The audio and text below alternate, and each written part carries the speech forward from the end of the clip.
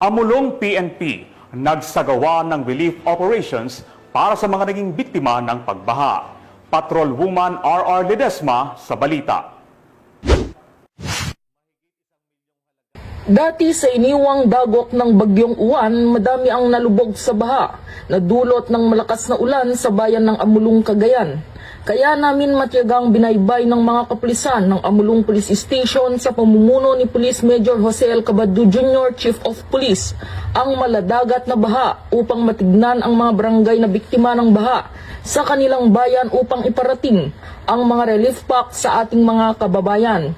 Kasama ng ating mga kapulisan ang mga empleyado ng Local Government Unit, MDRRMO, DSWD, Philippine Coast Guard, 17th Infantry Battalion, 5th Infantry Division, Philippine Army, and Bureau of Fire Protection. Sisikapin ng ating mga kapulisan na abutin at puntahan lahat ng mga kababayan nating nabaha. Nauna nang nakatanggap ng food packs ang mga kababayan nating residente ng Barangay Pakak Grande, Tana, Logong, Alituntong, Amulong, Cagayan. Ang pagseserbisyo ng ating mga kapulisan ay nagpapatunay sa bagong PNP na serbisyong may malasakit, tapat at nararamdaman. Mula dito sa Lambak ng Cagayan, ako ang inyong PNN correspondent, Patrolwoman Ledesma, alagad ng batas, taga-taguyod ng Balitang Pulis.